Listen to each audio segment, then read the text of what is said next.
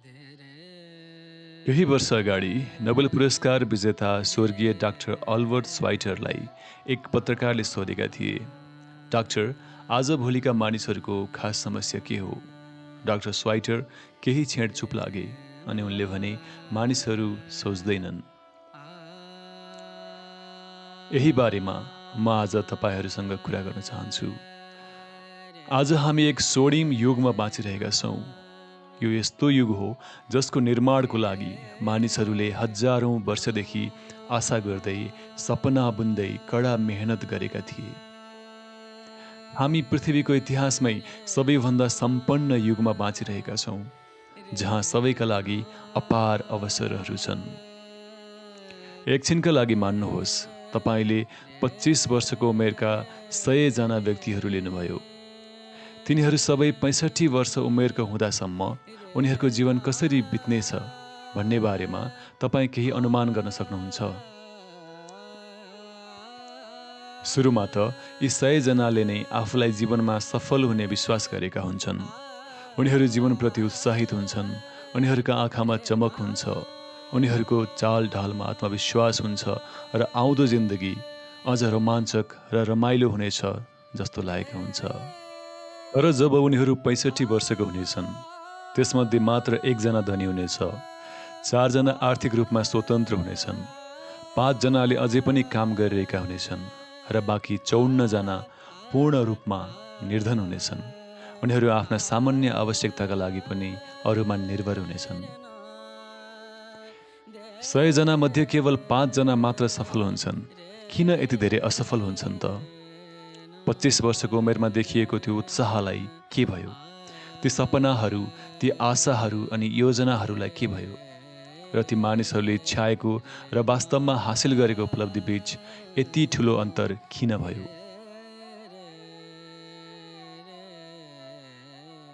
सर्वप्रथम हामीले सफलतालाई परिभाषित गर्नुपर्छ र मैले पाएको उत्तम परिभाषाले भन्छ कि सफलता भनेको आफूले चिताएको सपनालाई क्रमिक रूपमा साकार पार्नु हो।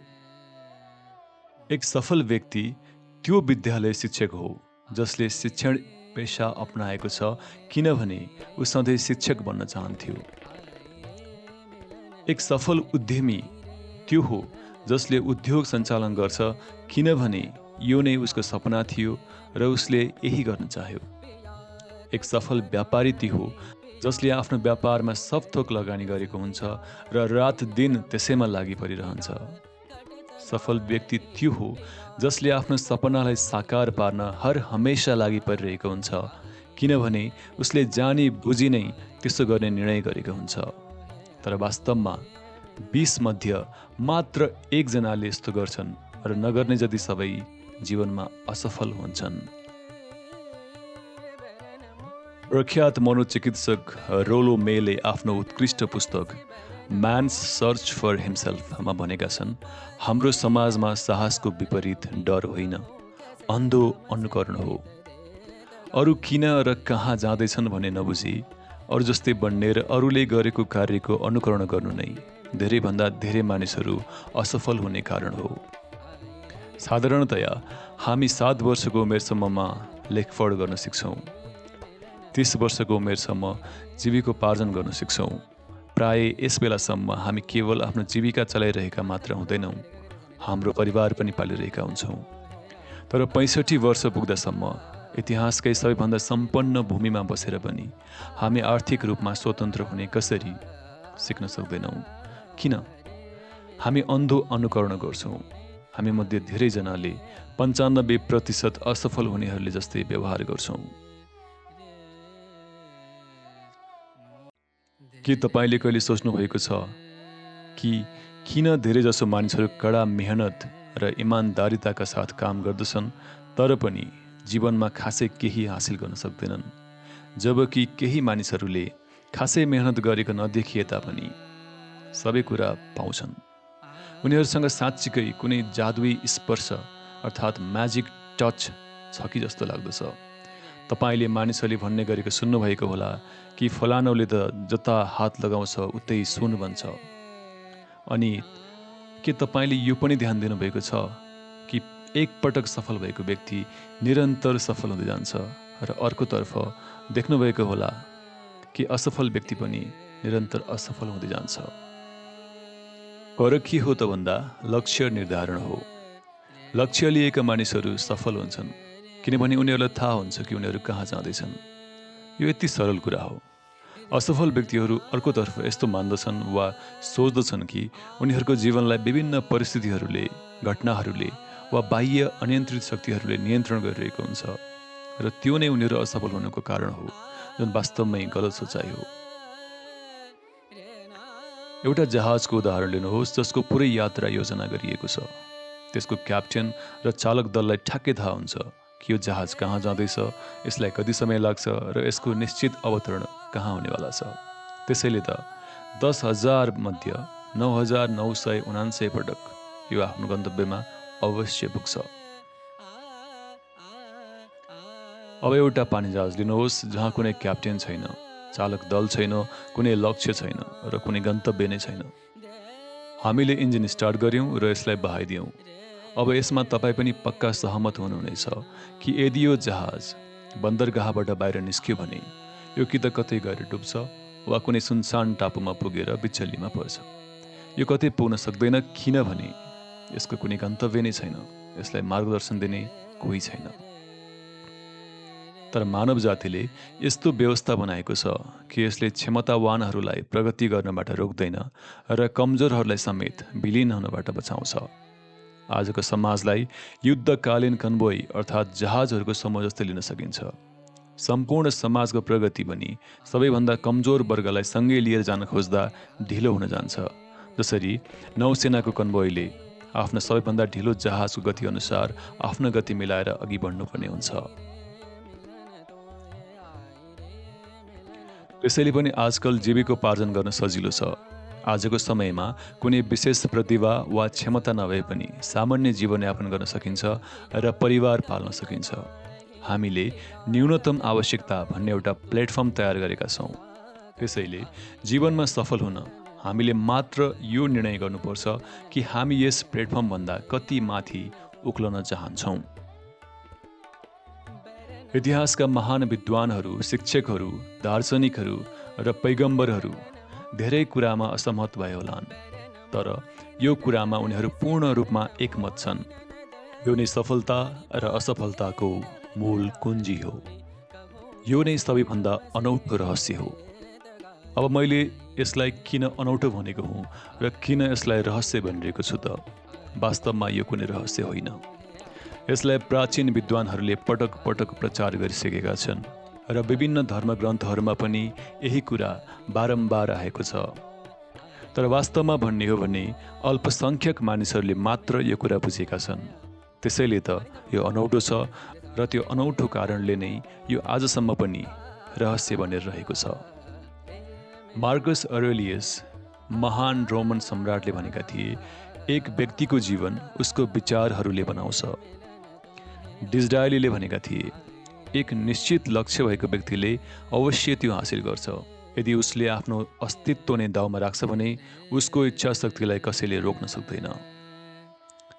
विलियम जेम्सले भनेका थिए, हामीले शान्त चित्तले कुनै कुरालाई वास्तविक मानेर कार्य गर्यौँ भने त्यो क्रमशः हाम्रो जीवनसँग जोडिएर वास्तविक नै बन्न जान्छ।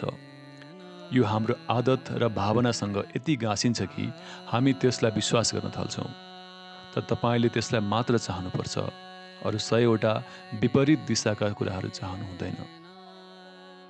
मेरो साथी डाक्टर नर्मन भिन्सेन्ट पिलले भनेका थिए, यदि तपाईँले नकारात्मक सोच्नुभयो भने नकारात्मकता नै पाउनुहुनेछ, सकारात्मक सोच्नुभयो भने सकारात्मक नै नतिजा आउनेछ। जज बर्नार्ड शाले भनेका थिए, मानिसहरू सधैँ आफ्नो अवस्थालाई दोष दिन्छन्। म अवस्थामा विश्वास गर्दिनँ। संसारमा अगाडि बढ्ने मानिसहरू त्यस्ता हुन् जो आफूले चाहेको अवस्था खोज्छन् र यदि पाउँदैनन् भने आफैले निर्माण गर्दछन्। के यो स्पष्ट छैन? हामी जे सोच्छौँ त्यही बन्छौँ। कसैले ठोस वा मूल्यवान लक्ष्यको बारेमा सोच्छ भने उसले त्यसलाई अवश्य प्राप्त गर्छ, किनभने उसको उद्देश्य नै त्यही थियो। अर्कोतर्फ जसको कुनै लक्ष्य छैन, जसले आफू कहाँ जाँदैछु भन्ने थाहा छैन, उसको विचारहरू अस्पष्टता, चिन्ता, डर र शङ्काले भरिएका हुन्छन् र यसले उसको जीवनमा निराशा, तनाव र भय मात्र ल्याउँछ। यदि ऊ केही सोच्दैन भने ऊ केही बन्न पनि सक्दैन। के यो स्पष्ट छैन? हामी जे सोच्छौँ त्यही बन्छौँ। कसैले ठोस र मूल्यवान लक्ष्यको बारेमा सोच्छ भने उसले त्यसलाई अवश्य प्राप्त गर्छ, किनभने उसको उद्देश्य नै त्यही थियो।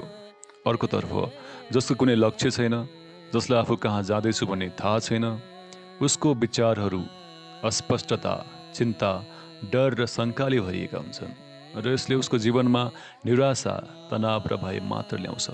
यदि ऊ केही सोच्दैन भने ऊ केही बन्न पनि सक्दैन। मानिसको मस्तिष्क किसानको जमिन जस्तै हो। जमिनले किसानलाई छनौट दिन्छ। उसले आफूले चाहेको बिउ रोप्न सक्छ। जमिनले के रोपिएको छ भन्नेमा मतलब गर्दैन। निर्णय किसानको हातमा हुन्छ। हाम्रो मस्तिष्क पनि जमिन जस्तै हो। जे रोप्छौँ त्यही फल्छ र मस्तिष्कले पनि के रोपिएको छ भन्नेमा फरक गर्दैन। मानव किसानले दुई थरी बिउ रोप्छ, एउटा मकैको र अर्को एउटा विषालु बिरुवाको, र जमिनलाई मलजल गरेर हेरचाह गर्छ भने के होला? जमिनले केही भेदभाव नगरी मकै फलाए सरह नै बीज पनि फलाउँछ। त्यसै भनेको होइन नि कि जस्तो रोप्छौ त्यस्तै फल्छ। मानिसको मस्तिष्क जमिनभन्दा धेरै उर्वर, अद्भुत र रहस्यमय छ, तर यो पनि समान नियममा चल्दछ। यसमा हामीले सफलता रोप्छौँ कि असफलता, होस् लक्ष्य रोप्छौँ कि भ्रम, डर, चिन्ता, यसलाई केही फरक पर्दैन। तर जे रोप्छौ त्यही फल्छ। हाम्रो मस्तिष्क जन्मदेखि नै प्रकृतिको निःशुल्क उपहार हो। जुन कुरा निःशुल्क पाइन्छ हामी त्यसलाई कम मूल्य दिन्छौँ। जसको लागि पैसा तिर्छौँ त्यसलाई हामी बढी महत्त्व दिन्छौँ। तर यथार्थ यो हो कि जीवनका सबै मूल्यवान कुराहरू निःशुल्क छन्। हाम्रो मस्तिष्क, हाम्रो आत्मा, हाम्रो शरीर, हाम्रो आशाहरू, हाम्रो सपना, हाम्रो बुद्धि विवेक अनि हाम्रो परिवार, साथी र देशप्रतिको माया, यी सबै अमूल्य सम्पत्तिहरू वास्तवमा निःशुल्क प्राप्त हुन्छन्। हाम्रो मस्तिष्कले जस्तो सुकै कार्य गर्न सक्छ, तर हामी यसलाई अनावश्यक कार्यहरूमा मात्र प्रयोग गर्छौँ। त्यसैले अहिले नै निर्णय गर्नुहोस्, तपाईँ के चाहनुहुन्छ। आफ्नो लक्ष्यलाई आफ्नो मस्तिष्कमा रोप्नुहोस्। यो नै तपाईँले आफ्नो जीवनमा गर्ने सबैभन्दा महत्त्वपूर्ण कार्य हो। के तपाईँ आफ्नो कार्यक्षेत्रमा उत्कृष्ट बन्न चाहनुहुन्छ? काम गर्ने कम्पनी वा समुदायमा मान सम्मान पाउन चाहनुहुन्छ? सम्पन्न बन्न चाहनुहुन्छ? त्यसो हो भने तपाईँले गर्ने भनेको नै त्यो बिउ मस्तिष्कमा रोप्नु, त्यसको हेरचाह गर्नु र आफ्नो लक्ष्यतर्फ निरन्तर अगाडि बढ्नु हो। तपाईँको सपना वास्तविकता बन्नेछ, यो निश्चित छ। यो प्राकृतिक नियम हो, न्युटनको गुरुत्वाकर्षणको नियम जस्तै। घरको छानाबाट आम फाल्यो भने सबै तलै झर्छन्, माथि त कोही जाँदैनन्। प्रकृतिका अन्य नियमहरूको पनि त्यस्तै हुन्। ती सधैँ काम गरिरहेका हुन्छन् र त्यसले कसैलाई पनि भेदभाव गर्दैनन्। आफ्नो लक्ष्यप्रति सकारात्मक र शान्त भावनाले सोच्नुहोस्। मनको आँखामा आफूलाई त्यो लक्ष्य पहिले नै प्राप्त गरिसकेको रूपमा देख्नुहोस्। आफूलाई त्यो लक्ष्य प्राप्त गरेपछि गरिरहेका कामहरू गर्दै गरेको देख्नुहोस्।